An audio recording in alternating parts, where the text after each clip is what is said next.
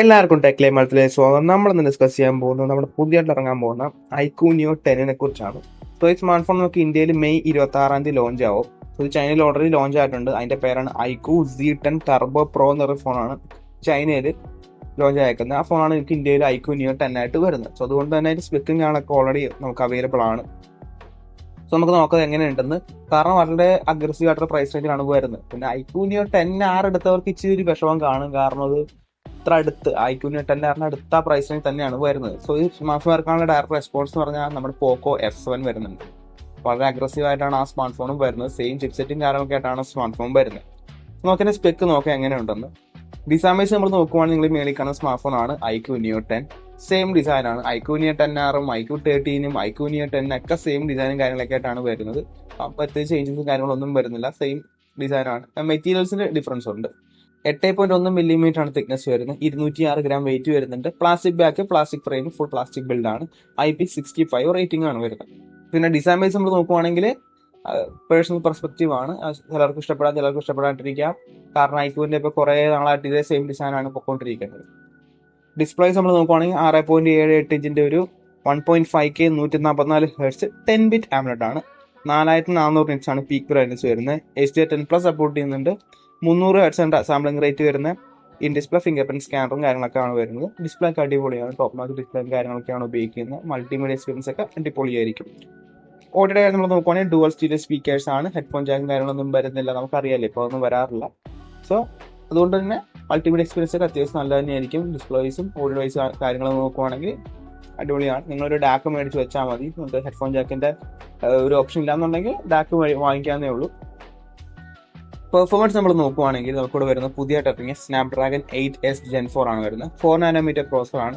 ഇതിന്റെ സ്പെക്കാണ് കൊടുത്തിട്ടുണ്ട്. ഈ ചിപ്സെറ്റിൽ നമുക്കിപ്പോൾ എഫിഷ്യൻസി കോഴ്സും കാര്യങ്ങളൊന്നും വരുന്നില്ല. ഫുൾ പെർഫോമൻസ് കോഴ്സും പ്രൈം കോറും മാത്രമേ വരുന്നുള്ളൂ. സോ അതുകൊണ്ട് നല്ല പെർഫോമൻസ് ഉള്ള ചിപ്സെറ്റ് തന്നെ ആയിരിക്കും ഇത്.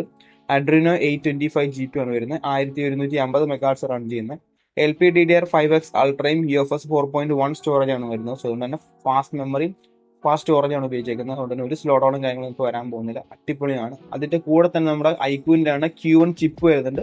അതെന്തിനാന്ന് വെച്ച് കഴിഞ്ഞാൽ ഫ്രെയിം ഇന്റർപോളേഷനും അപ്പ് സ്കെയിലിങ്ങിനും വേണ്ടിയാണ് ആ ചിപ്പ് ഉപയോഗിക്കുന്നത്. ഇപ്പോൾ ഗെയിമിൽ നമുക്കിപ്പോൾ ഫ്രെയിം ജനറേഷൻ വേണമെങ്കിൽ ആ ചിപ്പ് നമുക്ക് ഉപയോഗിക്കാൻ പറ്റും.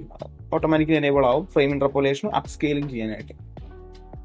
സോ പെർഫോമൻസിന്റെ കാര്യത്തിൽ നിങ്ങൾക്ക് ഒരു കുറവും വരാൻ പോകുന്നില്ല. ഇത് ചിപ്സെറ്റ് എന്ന് പറഞ്ഞാൽ നമ്മുടെ 8 Gen 3 ചൂട് ബെറ്റർ ആയിട്ടുള്ള ചിപ്സെറ്റ് ആണ് പെർഫോമൻസിന്റെ കാര്യത്തിൽ. ആൻഡ്രോയിഡ് സ്കോർ നമ്മൾ നോക്കുവാണെങ്കിൽ 20,41,505 ആണ് ടോട്ടൽ സ്കോർ വരുന്നത്. CPU 4,77,787 GPU 8,66,462 ആണ്. ടോപ്പ് നോച്ച് പെർഫോമൻസ് ആണ് വരുന്നത്. OS നമ്മൾ നോക്കുവാണെങ്കിൽ ഫൺടച്ച് OS 15 ആണ്. Android 15 out of the box. 3 വർഷം ആൻഡ്രോയിഡ് അപ്ഡേറ്റ്, 4 വർഷം സെക്യൂരിറ്റി അപ്ഡേറ്റ് ആണ് വരുന്നത്. അത്യാവശ്യം നല്ല ഒപ്റ്റിമൈസ്ഡ് ആയിട്ടുള്ള UI തന്നെയാണ് ഫൺടച്ച് OS 15. ഗെയിമിങ്ങിന് പറ്റിയ ഒരു OS ആണ്. ശരിക്കും പറഞ്ഞാൽ ഒരു UI ആണ്. കാരണം അത്യാവശ്യം ഒപ്റ്റിമൈസ്ഡ് ആയിട്ടുള്ള ഒരു ഗെയിമിംഗ് ഒപ്റ്റിമൈസ്ഡ് ആയിട്ടുള്ള UI തന്നെയാണ്.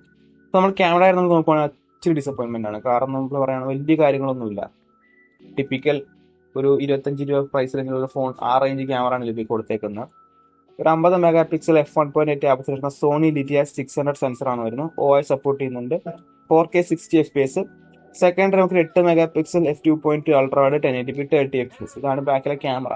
3 ക്യാമറ നിങ്ങൾ കാണും. അതൊന്ന് കളർ സ്പെക്ട്രം സെൻസർ ആണ്. എല്ലാ ക്യാമറ ഒന്നുമല്ല. സോ ആകെ ഉപയോഗിക്കാൻ പറ്റിയ 2 സെൻസറേ ഉള്ളൂ. സെൽഫി നമുക്ക് 16 മെഗാ പിക്സൽ f2.5 ആപ്പത്തിൽ വരുന്ന selfie camera 1080p 30 FPS. Camera വേണ്ട ആൾക്കാർ ഈ സ്മാർട്ട് ഫോൺ എടുക്കാണ്ടിരിക്കാനായിരിക്കും നല്ലത്.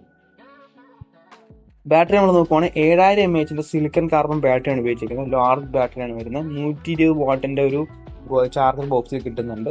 സോ 0 to 100% ഒരു 33 മിനിറ്റ് ഉണ്ടാവും. സോ ബാറ്ററി കാര്യത്തിൽ കൂട്ടി കുറവും വരാൻ പോകുന്നില്ല. ഹൈ സ്പീഡ് ചാർജിങ് വരുന്നുണ്ട്. നല്ല കപ്പാസിറ്റിയും വരുന്നുണ്ട്.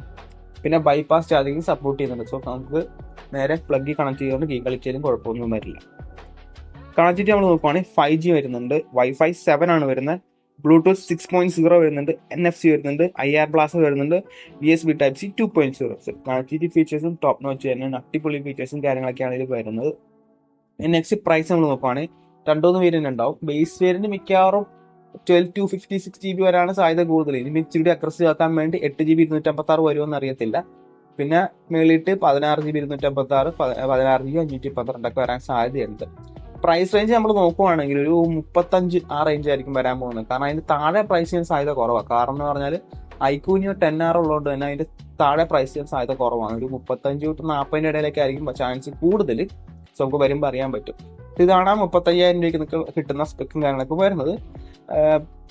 ഡിസൈൻ വെച്ച് നമ്മൾ നോക്കുകയാണെങ്കിൽ ഞാൻ പറഞ്ഞ പോലെ തന്നെ എല്ലാ സ്മാർട്ട് ഫോണും ഐക്യൂനും ഒരേപോലെയൊക്കെ തന്നെയാണ് ഇരിക്കുന്നത് ഇപ്പോൾ. പിന്നെ ഡിസ്പ്ലേ അടിപൊളിയാണ്. പിന്നെ പെർഫോമൻസ് ടോപ്പ് നോച്ച് പെർഫോമൻസ് ആണ് വരുന്നത്. ഐക്യൂന്റെ ഫോൺസിന്റെ മെയിൻ ഒരു പ്ലസ് പോയിന്റ് ആണ് പെർഫോമൻസ്, അടിപൊളിയായിരിക്കും. പിന്നെ ഒരു കാര്യം കൂടി ഉണ്ട് ഐക്യൂന്റെ കാര്യത്തിൽ പറയുകയാണെങ്കിൽ, ഐക്യു ചില ആപ്ലിക്കേഷൻസ് ഒക്കെ വൈറ്റ് ലിസ്റ്റ് ചെയ്തിട്ടുണ്ട്. Antutu, Geekbench, 3D Mark പോലത്തെ ആപ്ലിക്കേഷൻ ഇപ്പോൾ റൺ ചെയ്യുവാണെങ്കിൽ നല്ല പെർഫോമൻസ് കിട്ടും. അതേസമയം നിങ്ങളൊരു ഗെയിം ചില വൈറ്റ് ലിസ്റ്റ് ചെയ്യാത്ത ചില ഗെയിംസ് ഒക്കെ ഉണ്ടാവും, അതൊക്കെ ഇട്ട് നിങ്ങൾ ഗെയിം കളിക്കുവാണെങ്കിൽ അതൊക്കെ ആ ഗെയിം നിങ്ങൾ കളിക്കുവാണെങ്കിൽ അതൊക്കെ അത്ര പെർഫോമൻസ് കിട്ടത്തില്ല. ഒരു തരത്തിൽ ചീറ്റിംഗ് എന്ന് വേണമെങ്കിൽ പറയാം. നമുക്ക് നേരത്തെ പിടിച്ചിട്ടുള്ളതാണ് ഇവരെ ഈ ബെഞ്ച് മാർക്ക് ചീറ്റിംഗ് കാര്യങ്ങളൊക്കെ. അങ്ങനത്തെ ഒരു പ്രശ്നമുണ്ട് ഐക്യൂന്. ക്യാമറ വലിയ ഗുണമൊന്നുമില്ല. ഒരു 25,000-20,000 രൂപ കിട്ടുന്ന സ്മാർട്ട് ഫോണിന്റെ ക്യാമറ ഒക്കെ തന്നെയാണ് ഇത് വരുന്നത്. വലിയതൊന്നുമില്ല. ഇച്ചിരി വലിയ സെൻസറും കാര്യങ്ങളൊക്കെ കൊടുക്കായിരുന്നു. ലിറ്റിയ 800 അല്ലെങ്കിൽ ലിറ്റിയ 700 വേണമെങ്കിൽ കൊടുക്കായിരുന്നു. പക്ഷേ ലിറ്റിയ 600 ഉപയോഗിക്കുന്നത്. ചെറിയ സെൻസറാണ്, 1/1.97 ഇഞ്ചിന്റെ ചെറിയ സെൻസർ ഉപയോഗിക്കുന്നത്. ക്യാമറ വലിയൊന്നുമില്ല. ബാറ്ററി അടിപൊളിയാണ്. സോ ഗെയിമിങ്ങിന് വേണ്ടി എല്ലാ കാര്യങ്ങളും ഉണ്ട്. ഡിസ്പ്ലേ, പെർഫോമൻസ്, ചിപ്സെറ്റ്, പിന്നെ ബാറ്ററി, 3 കാര്യങ്ങളും വന്നിട്ടുണ്ട്. ഇത് പെർഫോമൻസ് ഓറിയന്റഡ് സ്മാർട്ട് ഫോൺ ആണ്. പെർഫോമൻസ് വേണ്ട ആൾക്കാർ മാത്രം എടുക്കുക. അല്ലാണ്ട് നിങ്ങളൊരു ഓവറോൾ ബാലൻസ്ഡ് ഫോൺ നോക്കുവാണെങ്കിൽ വേറെ സ്മാർട്ട് ഫോൺസ് ഉണ്ട്, അതിട്ട് പോകണമായിരിക്കും നല്ലത്. സോ പെർഫോമൻസും ഗെയിമിങ്ങും ഉള്ളവർക്ക് സ്മാർട്ട് ഫോൺ അടിപൊളിയാണ്.